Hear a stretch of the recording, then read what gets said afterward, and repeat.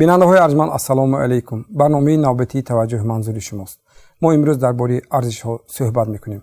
арзиш чӣ маънӣ дорад? ин ҳамон чизе ки мо ба он таваҷҷӯҳ дорем. афзалият медиҳем ва дар рафтори ҳаррӯзаи худ ба он майлон мекунем. арзиш ин муҳимият, манфиатбахшие ки инсон ба он майлу рағбат дорад ва ба он ҳамчунин эҳсоси эҳтиёҷ пайдо кардааст. институтҳои тарбияи арзишҳо кадом аст? чаро арзишҳои чун одамият, эҳтироми ҳамдигар, посихотирдорӣ, муҳаббат ба оила кам шуда истодааст? ин ҳама аз масоиле мебошад ки мо дар ин барнома ҳамроҳи устодон матраҳ мекунем ва ин лаҳза ман меҳмонон, коршиносони барномаро ба шумо муаррифӣ мекунам. устод киромиддин мухторов, номзади илмҳои ҳуқуқ, устоди донишгоҳи давлатии хуҷанд. хуш омадед мегӯям. қосим рустамов, фаъоли ҷомеа, омӯзгори гимназияи Кавсар. устод хуш омадед мегӯям. шӯҳрат саидзода, номзади илмҳои сиёсӣ, устоди донишгоҳи давлатии бизнес, ҳуқуқ ва сиёсати Тоҷикистон. хуш омадед мегӯям. ва ҳамчунин шӯҳрат Иброҳимов, равоншинос. хуш омадед мегӯям. як нуктаро гуфтанӣ ҳастам ки аз саҳифаи интернетии Википедия 12 намуди арзишҳоро барои худам қайд кардам ва ин лаҳза аз коргардон хоҳиш мекунам ки онро барои мо намоиш диҳанд ва ин оғози суҳбати мо хоҳад буд. марҳамат.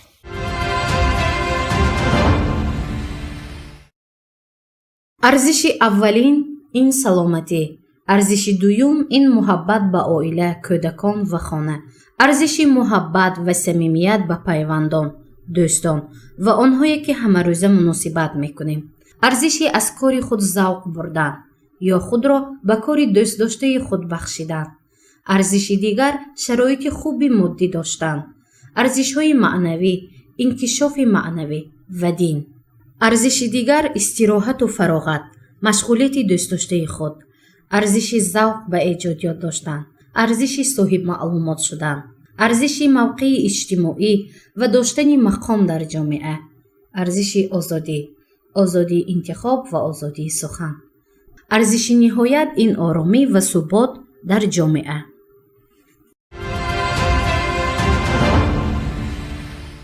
хуб, ман дар оғози суҳбат гуфтам ки воқеан арзишҳои умуми инсонӣ гуногун аз намудҳои зиёд дорад ва ҳамчунин ҳамин арзишҳо тағйир хӯрда истодааст ки масалан имрӯз ба монанди муҳаббат ба оила, эҳтиром ба ҳамдигар, вақти суҳбат аксари масалан вақте аз калонсолон чун сухан дар мавриди ҷавонон мерад, ҳамешагӣ як андоза изҳори нигаронӣ мекунанд, мегӯянд ки масалан ҷавонони имрӯз ҷавонони он солҳо нест, солҳое ки мо ҷавон будем. ҳамешагӣ инсон дар муқоиса зиндагӣ мекунад ки ҳамеша бо ҷавонии худаш нафари калонсол ҷавонони имрӯзӣ муқоиса мекунанд, мегӯянд ки мо дар ҷавонӣ чунин набудем. чаро чунин аст? ва иллат дар чӣ аст? мо дар барномаи қаблӣ вобаста ба ин масъала чанд барномаҳо мавзӯъҳоро низ матраҳ карда будем ки чаро ҷавонон аз маънавиёт дида бештар ба моддиёт ва сарбатӯи шӯҳрат пайдо кардан бештар майл доранд. сабаб дар чӣ аст? ва дар оғози суҳбат мо гуфтем ки институти тарбияи арзишҳо, яъне оила, боғча, мактаб, донишкада, театр, воситаи ахбори омма имрӯз то куҷо қудрати таъсиргузорӣ ё тарбиятгариро дар худ нигоҳ дошта омада истоданд? ин суоли нахустини ман мебошад. ман мехостам андеши шуморо вобаста ба ин масъала пурсида бошам. марҳамат. инсоният арзишҳоро худ насохтааст. арзишҳо бо мурури замон ҳамроҳи инсон омадаастанд ва кадом муносибате ки барои инсон ҳаётан муҳим аст ва таъминкунандаи ҳаёти осоишта мешавад, ҳамон муносибат арзиш пайдо мекунад ва мо ба ӯ баҳои баланд медиҳем ва ҳамроҳи худ мегирем ва ӯро ҳифз мекунем. ва имрӯз аз лиҳози ҳуқуқӣ гирем агар дар сатҳи конститутсия ва санадҳои олии ҳуқуқии байналмилалӣ, арзиши олӣ ин инсон аст. инсон ҳаёт, қадр ва номуси ӯ чизе ки дар моддаи 5 конститутсияи мо оварда шудааст. ва чени ки ҳамаи чиз ҳам дар ҳаёт инсон аст ва он чи ки хоси инсон аст, он чи ки ба манфиати инсон нест ва он чи ки арзишҳои сохтаро ба миён оварданд, гурӯҳҳои дигари иҷтимоӣ ки ба миён оварданд, онҳо мехоҳанд ки манфиатҳои худро аз лиҳози эътироф кардан ягон муносибат ҳамчун арзиш ба истифода карданд ки ин боиси яъне ғасби ягон манфиатҳо мешавад, истисмори одам дигар чӣ мешавад, алакан ин арзиш нест. барои он ки арзиш он чиро меноманд ки хусусияти гуманистӣ инсондӯстона дошта бошад ва умуми инсонӣ бошад. онче ки ба ин мувофиқ нест, он арзиш ҳисобида намешавад. ва ман бовар кунед атрофи ҳамин масъала баъзан худ ба худ суол мекардам ки ҳама даъво доранд. дар замони мо ин набуд. ҳама мегӯянд дар замонҳо, ҷавонҳо мегӯянд сал пештар хел набуд, ин вақта ҷавонҳо ин хел. калонсоло мегӯянд дар давраи мо ин хел набуд, ҳозир ин хел. ҳофизро хондем, ҳофиз мегӯяд ин чӣ шӯрест ки дар даври қамар мебинам. ҳама офоқ пур аз фитнаву шарми. ин дар даври ҳофиз ҳам ин хел набудааст. шамс табрезӣ мегӯянд ки 100 бор агар доя ба тифли ту диҳад шир, ғофил машавед дӯст ки модар шудани нест. дар даври шамс табрезӣ ҳам ҳамин амалҳои экстремистӣ будааст ки вақте ки аз ғайб аз дигар ҷониб омада тафаккури туро мехоҳанд модарона падарона тарбия карда ба зидди манфиатҳои худат баранд, аз ин ғофил машав. аз ин мебарояд ки аз рӯзи азал ҳамроҳи инсон ҳамин арзиш омадааст ва муносибатҳои зидди арзишӣ ҳам омада истоданд. мо ҳам дар замони мо ин хел набуд. мо ҳам аз дохили ҳамин баромадем, лекин дар он вақт мо ки шууре надоштем ки ҳамин чизро эътироф кунем. имрӯз омада мо як тафаккуре расидем ки аллакай ин чизро дар ҷавонони имрӯза ҳамчун камбудӣ мебинем баъзан. ман аз шӯҳрат саидзода пурсидане ҳастам ки ҳамин раванд имрӯз воқеан чӣ гуна бояд баҳогузорӣ шавад ки аслан гоҳо мегӯянд ки бархӯрди гӯем манфиатҳо ин чизи маъмулӣ аст ки бояд ҷомеа дар доираи ин инкишоф меёбад. аммо масалан инҷа устод бисёр хуб гуфтанд ки хонохо арзиши умумии инсонӣ меса. фарз кардем озодии ман то он ҷое ки озодии шумо маҳдуд накунам. дар ҳақиқат ҳар низоми иҷтимоӣ иқтисодӣ ин ё он арзиша барои худаш муҳимтар, волотар аз нуқтаи назари табақабандӣ нигоҳ кунед. агар баъзе марҳилаҳое мешавад ки дар онҷа масалан масъалаҳои маънавии арзиши бештар пайдо мекунад.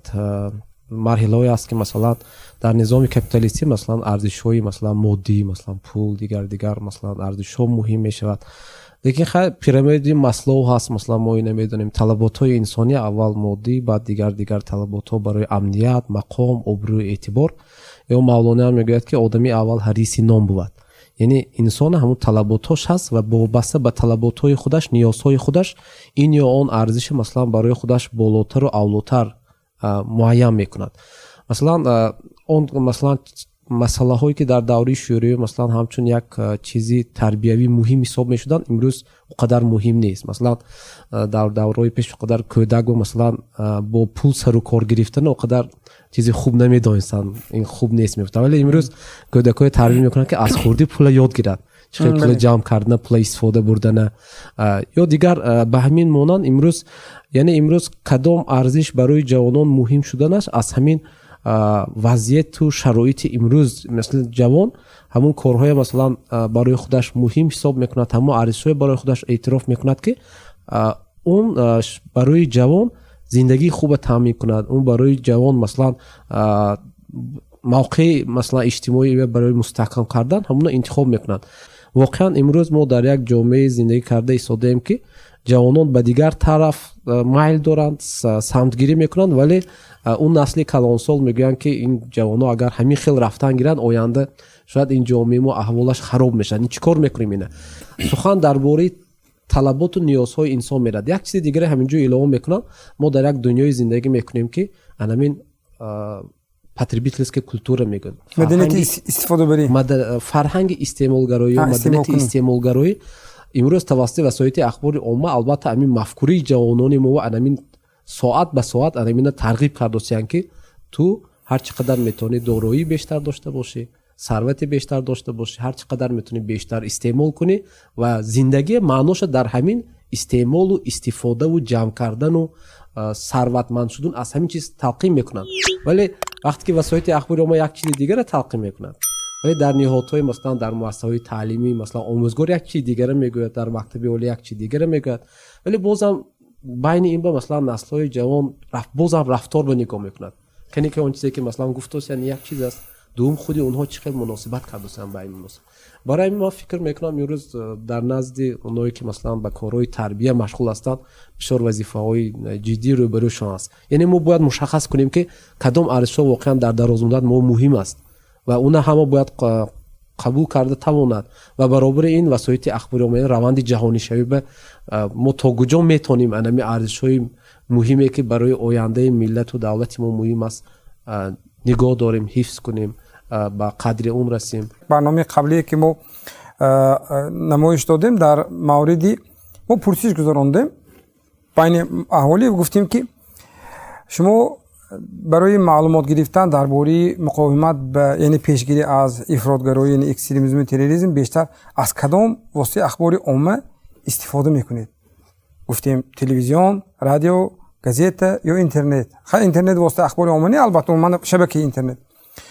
гуфтем ки насли калонсол гуфтанд ки ман телевизор тамошо мекунам, гоҳ-гоҳ газета мехонам, гоҳ-гоҳ маҷалла ва аксарияти ҷавонон дар шабакаҳои иҷтимоӣ. Яъне масалан имрӯз анеми як ду тафриқа ду як лагери бисёр бузург аст ки насли ҷавон дар шабакаи иҷтимоӣ нишастааст ки насли калонсол камтар ба он дастрасӣ дорад ё ба мисли он ҷавон бо маҳорат истифода бурда наметавонад ва дар натиҷа ана ҳамон чизе ки бисёр як маро низ ба тафаккур кардан водор кард ки воқеан фарҳанги гӯем истеъмолгароӣ ки дар мо ҳамешагӣ таваҷҷӯҳ ба анҳами чунки мебинад ва ҳамсояи худаш мебинад ки ҳамсояи худаш масалан гӯем имконияташ васеъ шуда истодааст, ӯ низ мехоҳад мисли ӯ бошад. Пас дигар арзишҳо шояд дар ҳамин фосила гум шавад. равони инсон ҳамешагӣ ҳатто агар аз осори мавлоно гӯед дар инсон як узве ҳаст ки доим дар тағйирёбӣ аст, номи вай дил ва инсон масалан ҳамешагӣ дар идораи хоҳишҳояш душворӣ дорад, чунки хоҳишҳо ӯро ин ҳам хоҳиш ҳамон нафс аст ки мо қаблан то фурсати барнома бо шумо камтар суҳбат доштем. яъне ҳамаи ин чиз дар доираи гӯем худаш инсона гӯем ба омиёна карда ба тарафи худаш мекашад.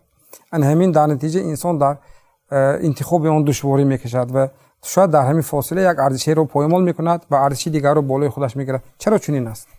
ҳозир арзиши моддӣ болои арзиши маънавӣ шудааст.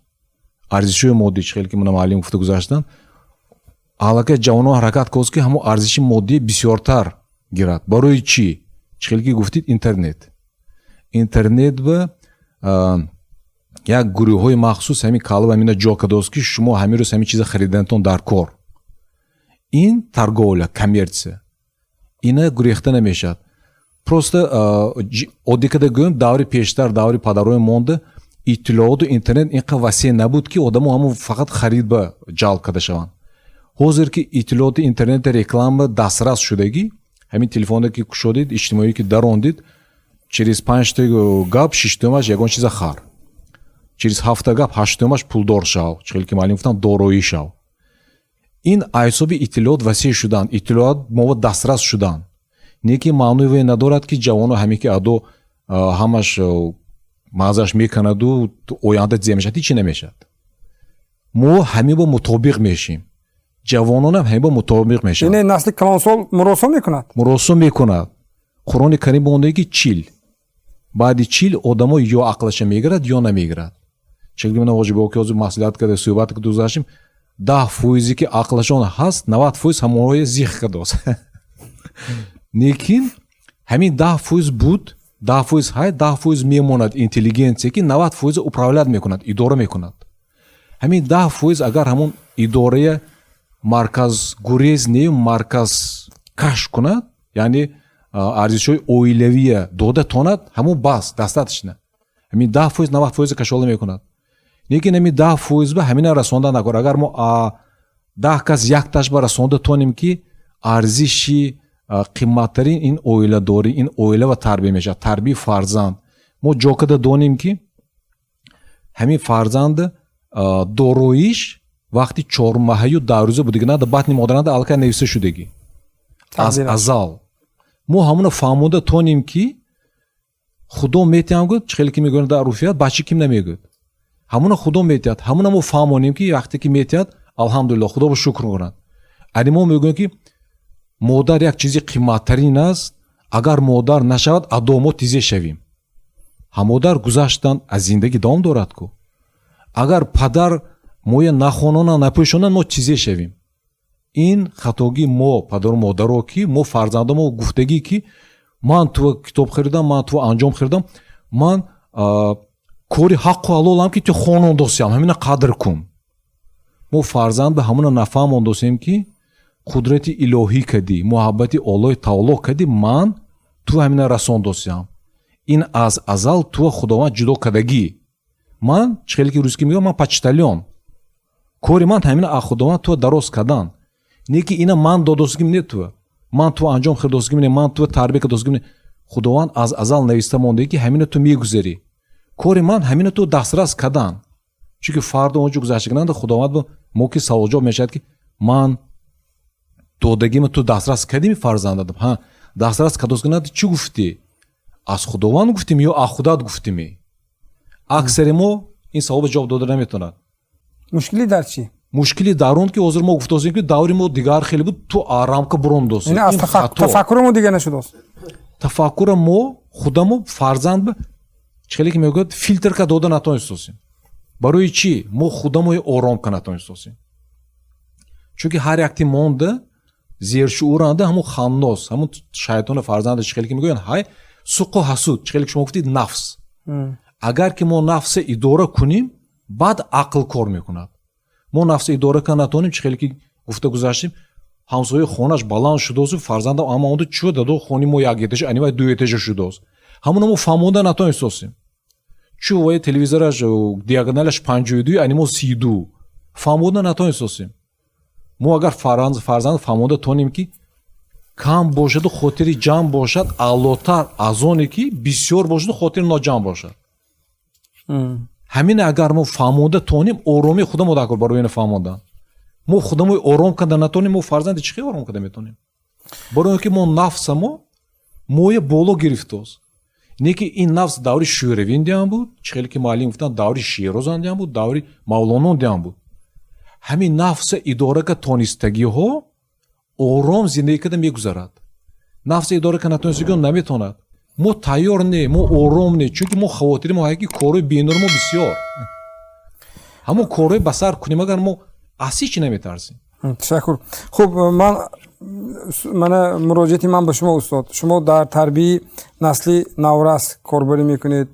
дар шарқ устод ҳамешагӣ ба ҳамин арзишҳо таваҷҷӯҳи дигар дорад. масалан мо як устодам буд, Жан Пол Жируар буд, телевизиони панҷуми Франсия омада аввалин дарсши соли 1998 дар соҳили Қайроқум дар санатории Шифо ҳамонҷо тренинг гузашт 2 ҳафтаина. баъд ҳамонҷо як гапи аҷоиб гуфт ки ман дар Франсия зиндагӣ мекунам ва чизе ки ман барои ту гуфтам дар доираи арзишҳои гӯем фарҳангию маданию моддии Франсия ки журналистики байнахалқӣ бояд аними хел бошад.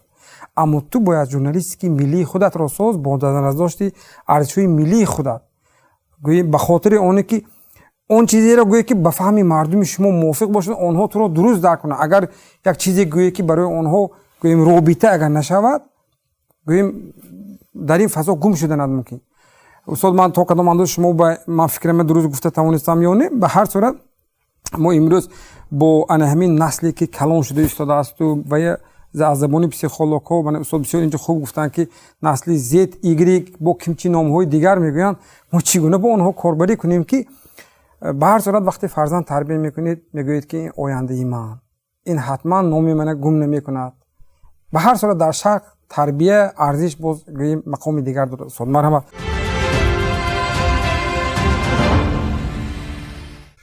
کودکی که در عائله تولد شده سو الکی راه میگردد و الکی و نطق پیدا کرد و چگونه باید تربیه کنیم؟ و اشکیم مادرش تربیه کن گفت و سیروزه بودگین دیرموندی گفت تربیه ها همین خیلی بخودش. بس تولد شد این من یک ماه شد، 2 ماه، 1 سال شد دندان برآورد گپ زد، 2 سال شد ایباره گپ میزد. این چه کنیم؟ این دریسیروفکه گوید، همش دریسیروفکه میشه. همچنانی که خیرس همین و به سیرک به دریسیروفکه میکنن، ما گفتیم همین کده که دریسیروفکی سر میکنیم. سلام نمیتید گید.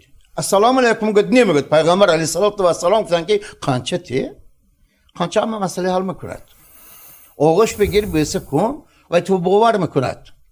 همین خیلی یک چیزی میده ترین چیزها هست که ما کودک به خانه و همه عائله و محبت خودمون زیاد میکنیم باشیم، از همون ارزش های بهترین و آدم ها و معمول و همه قائل میکنیم و همین نتیجه های بهتری میدادگی سر میکنیم. کودک دریس رافکه میکنیم.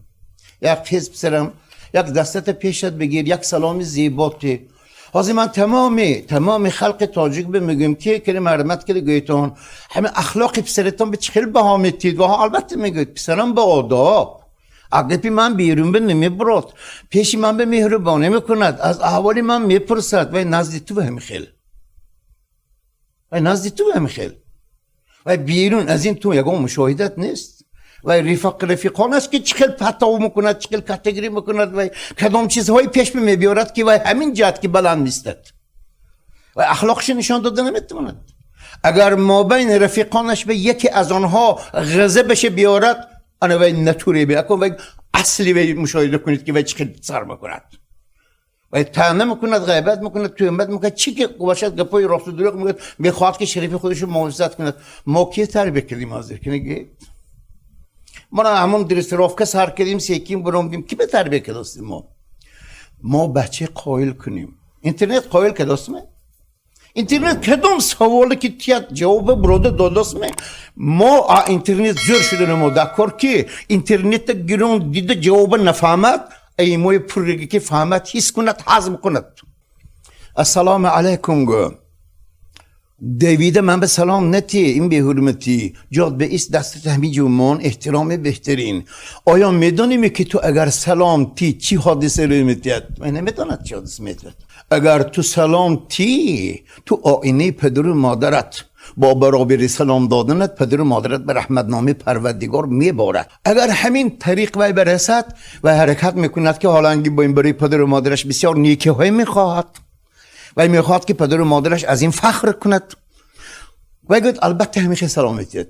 چرا یک مکتب کلام به یک معلم به همیشه سلامتیت؟ چون که دیگراش این گپ نفت است، دیگراش نمیارزد، دیگراش ارزش ندارد. حضرت بسیار زیبا گفتن و میبیند ماشین قیمت بهای همسایشه و میبیند لباس پیشه های و اما وقتی که شما درباره سلامتی و گپ میزنید که ای پسر آیا میدونیم که یک لیلیکی توی برند $1000 تیا تو راضی نمیشی؟ یک دستی توی برند تو $10,000 تیا راضی نمیشی؟ ارزش‌هایی که در تو است از آنها بهتر است. تو حالا غم آنها را نمیدانی. این فقط تو شادمانیش میبینی. این فریب کننده است. این نمود ظاهر فریب کننده است. لیکن بایگری خوب است. بایگری خوب است. اما وی داشته توانستن همون بایگری و غوطیده از انسانی نبرآمدن من اینها ارزشی بلند دارد. آرامی و ثبات در جامعه از خود ما وابسته است. هر کدام ما اگر همین خیر زیبا تربیت یافته باشیم، همین خیر همدیگر حس کرده توانیم، یک دیگر به مثال بگیریم، آزار نتیم سخن که عمل ما کردیم، پس از آن ما یک چیز گفتنی هستیم. ای پدر و مادرها، آن امارت هایی که شما بنا میکنید برای فرزندتان بسیار خوب است، اما میدانیم که ما امارت عقل فرزندتان را زیباتر کردن از این خوبتر است. این فرصت از کارگردان خواهش میکنم. آنمون یک پوزیشن افکار هست از بین ساکنان مرکزی ولایت، از مهمانان و باشندگان مرکزی ولایت پرسان شدند که جوانان امروز بیشتر به کدام ارزش‌ها توجه دارند، به ارزش‌های مادی یا معنوی، و این ادامه منطقی سوال‌های نوبتی خواهد بود. مرحمت. بایگری همش میخواهد بایگری همین حاضر عزت و اکرام نیست. ما یک کلان سالا هیچ کم عزت نمیکنه. دانشجو که باشد زندگی تو پیش میره. وقتی از خفای پل گشتید همه وقت در عذابه، چون که اول حاضر جوانا رو میبینه فقط اخفای پلان. باید اخفای پل نباشه، باید اخفای فقط خوندن، ادب و آداب، رفتار، کردار نیک باشه. به فکری من امروزه جوانان صاحب توجه شدن به کار میکنن. بخیالم بایگری با هم تو بینید جوانان همش بعد از ختم دانشگاه هم روحی گفته خودشون که بیزنس رو برفتگی. بسیاری همین جوانان خیلی چگویم زمانه همین خیشد می یا اینکه حیات مجبور کردست می فهمیده نمیشه. لیکن بیش از همه بخیالم دانش، علم، معرفت بدگیست. حاضر جوانا بیشتر پول به وای میکنن، خوندن به نه اونقدر همه توجه میکند بیشتر همه کار به داده شدگی اساسا میخوام که از جوان اول علم به قوت کنن کار نقص برن بعد خودش مبلغ میده من خوندم همش خونده است که بچه با من نشته که خونده است که اولین درجه باید سوی معلومات شدن توجه کنه جوانان همین بعدی که سوی معلومات شدید با پول خودش میشه هر خیل طایفه یا شاهیان هم با کدامشان چقدر خواهنده پول که دانش به یک دیگرش نمیشده آدم 50% پولش نشده کرد 50% دانش یک تاش به دیگرش آدم به وای نمیشه لازم نیست برای همین به فکر من هر دوشم هر یک شخص به هر یک شخص امروزه جوانان به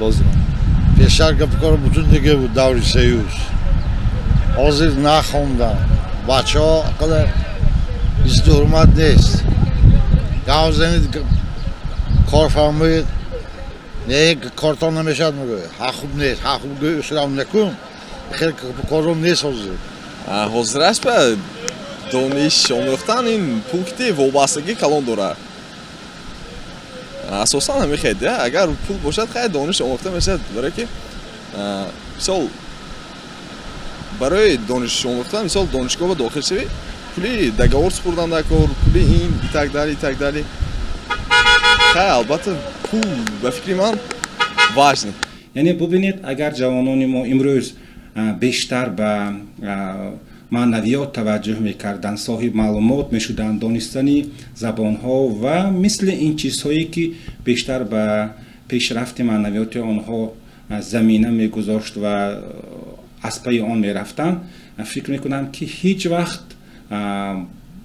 بای نمیدادن برعکس در برابر آن که آنها بایگری معنوی جمع می آورند خود از خود بایگری مادی آنها هم مهیا میشد ولی در بعضی موردها جوانان ما بیشتر به جمع‌آوری بایگری مادی سرگرم میشوند و فکر میکنم که این چیزها موقتی است و حتی اگر همون بایگری زیادی مادی هم جمع آوردن اگر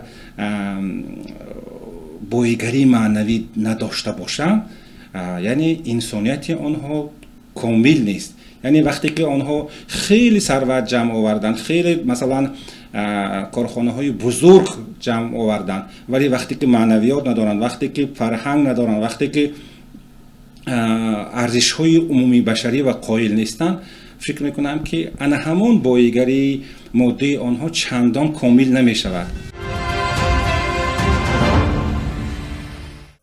خب ما وقتی اینجا نامگوی ارزش ها رو گرفتیم دو ارزش آخرینی که در مورد آزادی سخن و آزادی عمل رفتار و همچنین در مورد شناخت ثبات همین دو چیز گوییم بسیار به همدیگر ارتباطی زیست دارد که عادتا من این از مشاهده من که جوانو در شناخت همین دو چیز مشکلی دارند مشکلی در سری آن است که مثلا قسمتی که گفتم که آزادی من تا آنجا است که اگر آزادی شما را محدود نکنم یعنی بازم سخن در مورد احترام به خاطر آنه که اینجا استاد بسیار خوب گفتن که انسان ارزشی عالی است و حقوق به احترام گذاشتن به حقوق او این در کانستیتوسیون آمده است و مثلا حتی در از روی معیار گویم دینی گویم که مثلا خداوند انسان رو صاحب کرامت آفریده است این مخلوق مکرم خداوند است گذشته از این همین دو چیزی که در مورد یک برنامه بود اونجا گفتن که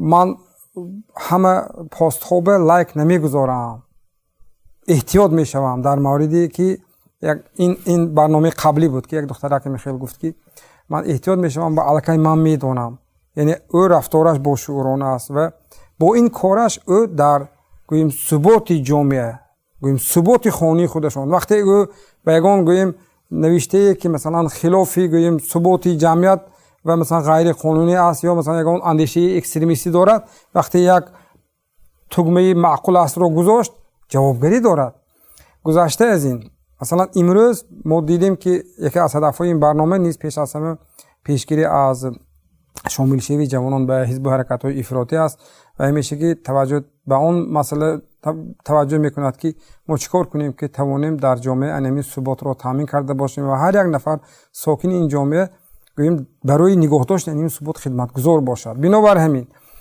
یک طایفه جوانای ما افراطی شدند، به جنگ‌های سوریه رفتند، گویا آن دولتی تروریستی داعش رو گفتن که واقعا این گویا این دولتی گویا حقوق مسلمان حمایت گویا حقوق‌های مسلمان است، اما در اصل وقتی رفتن در جایش دیدن چقدر سرسانی و چقدر مشکلات. ما بسیار فیلم‌های حجتی تا این فرصت تماشا کردیم، دیدیم که چگونه این گویم دهشت است.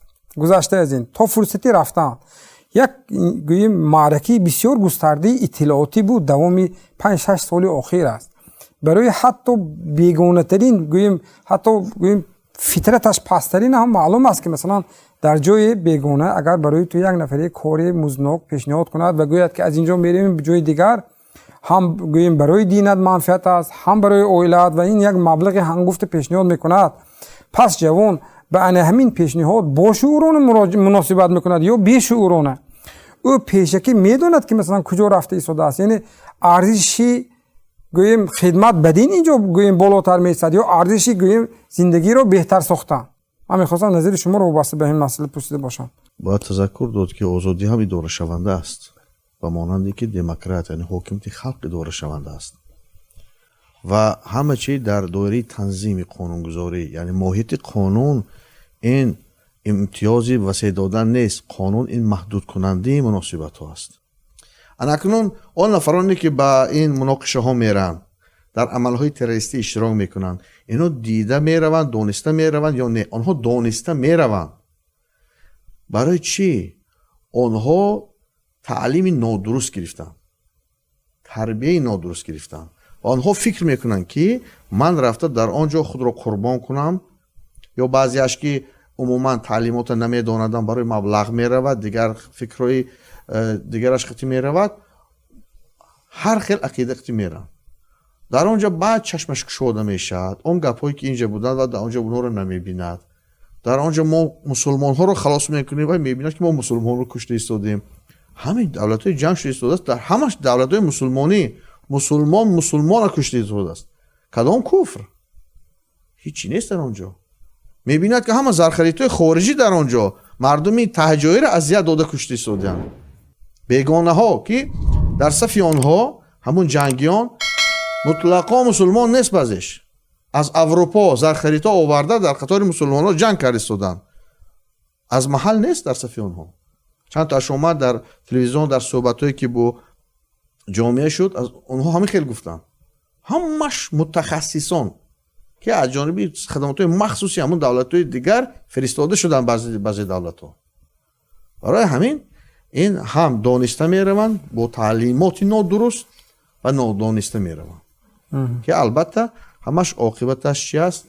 عاقبتش نیستی است، نابودی است، ندیده گرفتن و فکر میکنن که مرگ آنها در همانجا انجام میشه، به ما ضرری ندارد. نه، به ما ضرر دارد، ضرر بسیار کلان دارد، برای اینکه جامعه ما رخنه میشود. دولت ما به هر نفع تا لحظه آخر کوشش میکند که او همچون انسان است، شهروند ما هست، حیات و آزادی و شرف او برای ما عزیز و ارزش عالی دارد. ما وی را باید گردانده بیاریم. برای وی مادرش وطن همیشه میسوزد. تشکر استاد. و سخن جمع شما یک بار سوالی دیگر در مورد آنه که خلاصی خودتان در مورد، خب ما در آغاز در مورد اینستیتوت تربیه ارزش‌ها گفتیم.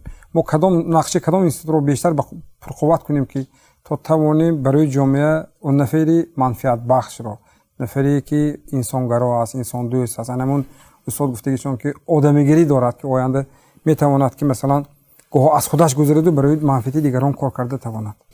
ما اسلام رو قبول نمیکنیم، ما تولد میشیم مسلمان. در ما همین خیلی است. در بعضی جایی که در جامعه غیر اسلامی است آنها قبول میکنن، اول میآموزن. ما در همین روح تولد شدیم که ما با خودمون چیز قبول کرده آمدیم. مسلمان باشیم، انسان نیک باشیم، با سواد باشیم، با عقل و ادراک باشیم، با تمیز باشیم و خصوصیت بهترین انسانی را در ما پدر و مادر اول میخوان که چیکار کنن؟ بینم. انا برای همین تربیت کنن. اویلا باید همین خیلی فرزند تربیه کرد، با مکتب تیاد کی و پسی پرده درست شستن تواند. معلم گفته با معلم همچون یک شخصی صاحب احترام مناسبت کند و باید با او تربیت داد شود که همین انسان رو باید تو گوش کنی، از سخنی بیرون نروی. ва омӯзгор бояд тавре тарбия кунад ки ту ба хона мерӣ, падару модаратро шахсои беҳтарин бояд иззат мекунӣ, кори хона машғул мешӣ, фалон ҳунарҳо ёрдамчи падар модар мешӣ. бояд бо дастгирии ҳамдигар ҳамоҳангӣ ба уҳдаи як кас партофтан не. дар муҳити мактаб тарбияшам ба уҳдаи омӯзгор аст, таълимашам ба уҳдаи омӯзгор аст, ояндаи ҳавай чӣ мешад бояд ба уҳдаи омӯзгор бошад. барои он ки ин ҳамчун фарзанди вай аст. барои он ки вай як чӣ шавад, ҳеҷ вақт падару модараш намегӯянд, фақат омӯзгорро баҳо медиҳанд ва омӯзгор мефахрад ки ин шогирди ман буд. дар оила бошад, бояд ки доим дар тамос бошад. ҳаст ку як ҷои барнома рафта бояд иштирок кунад, чӣ шуд, хабар диҳанд, воситаи электронӣ аст, имрӯз баҳош хабар мегиранд, чӣ аст, консепсияи тарбия барои чӣ шудааст, барои мактаб. ҳамаи ҳамон тарбие ки дар оила ҳаст, дар мактаб пешниҳод шудааст ки баробари як падару модари дигар бо шумо тарбия мекунед. инсон бояд доим дар раванди тарбия қарор гирифта бошад. шакр. хуб, марҳамат устод, шумо чӣ назар доред? равоншиносида як термин аст, зеркальное отражение, яъне оинаи худатона мебинед. ман куҷо намерам, ман ягон ҷо намебинам ки ягонта ҷавон ягон ахлоқи бад кунад, ё ки насли навор аст ягон дағалона гавза, ман намебинам. ин аммо вобаста аст. агар ман ҷавон ба ибрат шавам, зеркальное отражение, ман оинаи худамро, намуди худамро, зоҳири худамро дар ҷавон мебинам. ҳозира ҷавоноям, ҷавонои 20 сол пешам, ҷавонои 50 сол пешам, ҳамон ҷавоно ягон чали шудагиш не. лекин мо вақт ҷудо карда натавонистосем. барои он ки мегӯем ки хай иқтисоди мо гузариш шуд, иншоалло баъди 1 сол мо 30 сола мешавем. гузариш шуд. акунун мо вақт ҷудо кардан мо дар кор. ман солҳо сол мегӯям ки пештар мегуфтанд ки фарзанду якта диплом титон бас. ҳозир не, диплом на титон. фарзанду вақт ҷудо кунитон. падару модар аз кор биёду, ман вақтам нест, дарси худат ку, маълимат ба худат гавзан, не, ин хато. вақт ҷудо кунитон, падару модаро, волидайн вақт ҷудо кунитон, аз фарзанду пурситон ки мактаби чӣ хел дарс гузашти, ким кади мулоқот кади, чӣ хел саволҷоб кади, салом алейка ҷош ба мондими неми, вақт ҷудо кардан мо дар кор. ҷавонон беҳтарин ҷавонон ҳозира. барои чӣ? барои он ки ҷавонони ҳозира тез инкишоф ёфтааст.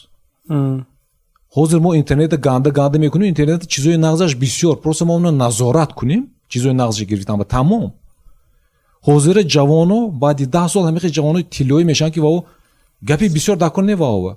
ва ҳама чиза терминемон поколение Z гуфтаги, поколение Y гуфтаги, маънош ҳамон ки ҷавоно тез қибда гирифтааст иттилоота. тарбия тез қибда гирифтааст. мо ҳамона ҷош кади, тоза када додан мо дар кор, филтр када додан мо дар кор. ҳамона тим тамом. ҷавонони ганда нест, беҳтарин ҷавонони ҳозир. фарзандо беҳтарин. мо волидайн вақт ҷудо карда натавонистосем. ибрат беҳтарин омӯзгор. ибрат. ман мегӯям фарзандотон ба нагӯетон ин кора кардан дар кор не гуфта. нишон титон кадом кора кардан дар кор не. сигор чокидан ин кори бендур нагӯетон. начокитон сигора. ё ки ҳам нӯшобаи вазбина нӯшида ин ҷудоям вазбин нагӯетон. нанӯшитон. ҳамон ба шумо майлатон ҳастми, рустакӣ кунитон, набинад фарзандатон. наметонитон ҳамо худдорӣ када. тафаккуратон суз, идрокатон суз, наметонитон. пеши фарзанд ба накунитон. пеши фарзанда ибрат шавитон ва ҳосилаша бинитон.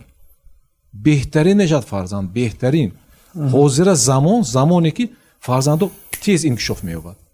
лекин вақташ ки ҳамон инкишофи ёбиша, назораташи ҷош мондан дар кор тамом. пас ки бештар хидмат кунад дар ин кор? ибрат. падару модар беҳтар хидмат кунад. омӯзгорова, ман муроҷиат мекунам, омӯзгорова педагогикаи хона. нагӯям ки ман мактаба рафта биём 4 соат бас, не. ман анда 2 фарзандам ҳай бас, не. ҳар як омӯзгоранда 20-40 фарзандашай. омӯзгор дар онда биёд, фарзанда онда оғӯш бигирад маълимаша. анавай омӯзгор. омӯзгоре ки 5 мемонаду педагогики ва дарсаша нағз медонаду, математики бузург, биологи бузург, ва омӯзгор не. ва педагог не. муаллиме ки дарс медароду, бачаҳо хеста чорқат зада салом медоду, муаллимаҷон гуфта оғӯш мегирад, анавай омӯзгор. бигзор биологи то дараҷаи баланд ё математика ё русия надонад, лекин ҳис кунад фарзанда чӣ хел ки устод гуфтанд кифоя аст, барои ки системаи тайёр омӯзонидан ҳаст.